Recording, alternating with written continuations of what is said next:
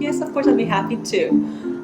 TEC, or the Executive Center, was founded in 1994 by our CEO, Paul Solnico. We are proudly a Hong Kong-based company.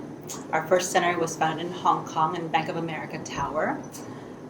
Today, we are growing very rapidly. We currently have 65 centers in 21 cities with over 500 people in our teams right now in Pacific Asia. And we have very aggressive plans to grow to 1,000 people within the next 3 years. So with that said, it's very important for us to keep our people engaged to know what they're feeling about TEC. Yeah. Yes, I would think so. From my understanding, from my experience, being satisfied is being satisfied with your job role. Understanding what is expected of you and what the company has to offer for you in your career development. But being engaged is more aligned with the company's mission and vision. Okay, so I think satisfaction can be brought by your direct manager, by good communication. However, being engaged, it takes a whole company to engage our team members, to understand what their purpose is and why they're important to the company. Yeah. So that would be the main difference for me.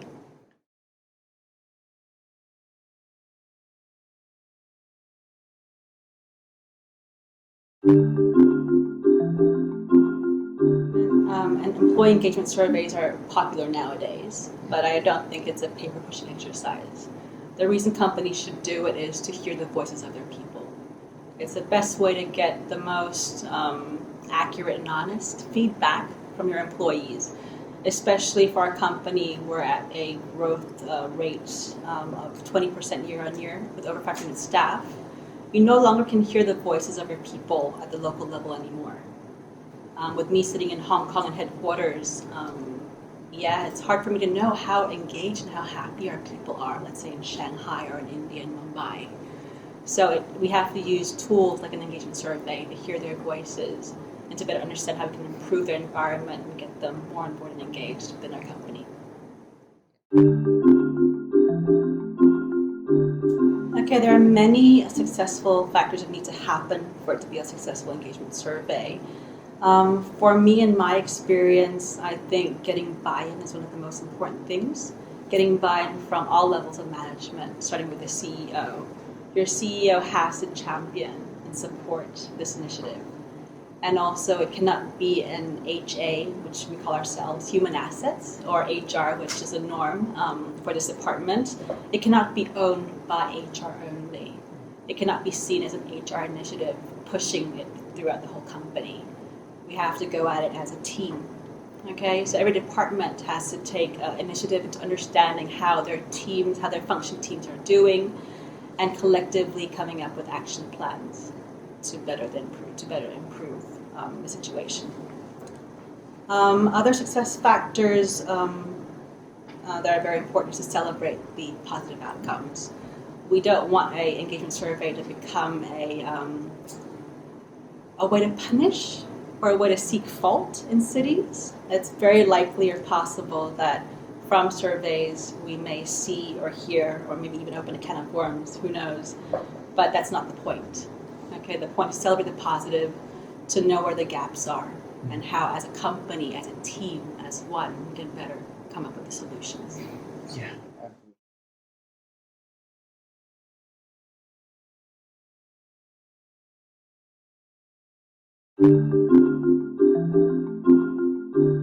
Again, it's communication. It's how you communicate the results as well. So what I've done in the past is, first of all, I think it's nice to bring in a third party. So we're very lucky in our case whereby we're working with eVoices, your company, and your CEO, Greg, actually took initiative to come into our company to have a sit down with my CEO and I.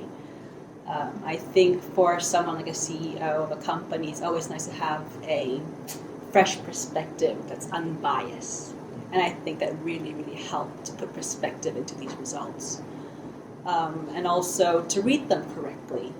Okay, they should never be benchmarked to anything. but what you think you'd like to achieve, and to have positive action planning with it. Again, it's not a punishment.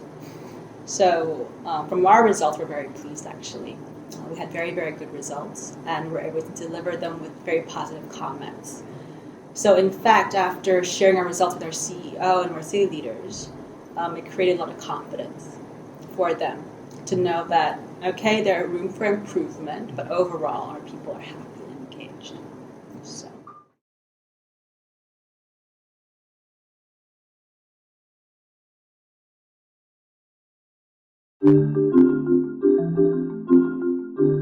Okay, if you're talking about sensitive issues that surfaced after an engagement survey, I think they're just sort of insights for us to collect feedback.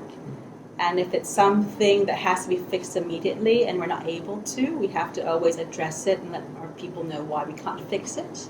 And it should be formally discussed over the mid-year or final year performance review session. Again, every company has procedures. Okay, so it's important for managers to tell employees or tell team members what the company procedures are. So for example, if you're saying if it's a grievance on salary, our team should know that we don't make salary adjustments in between in different times of the year. We try to encourage them doing mid-year review and end-of-the-year review. So we're following a process. So it's important to communicate that, to let the team member know why we can't satisfy them immediately, and hopefully to give feedback on the possibility of doing it within a timeline. Okay, so again, it's communication. Yeah. So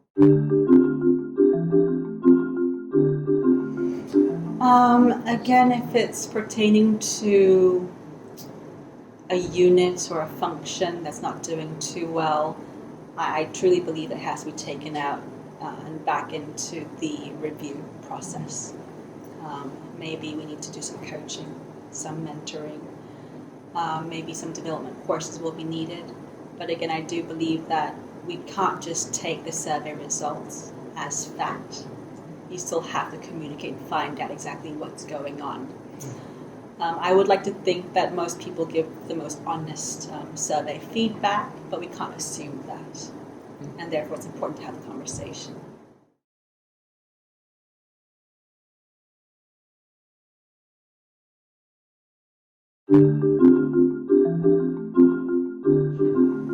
Good question. No, I think that's very damaging.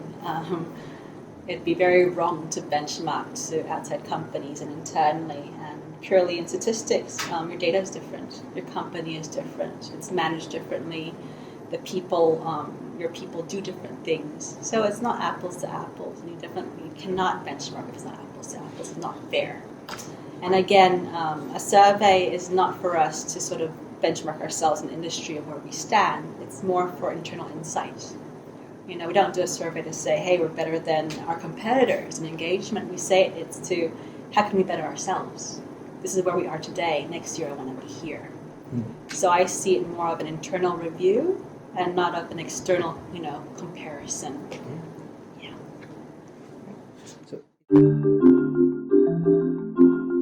Well, I think most importantly, the fact that we are doing engagement survey shows that TEC cares. Okay, I believe that in this company, everybody's opinion counts.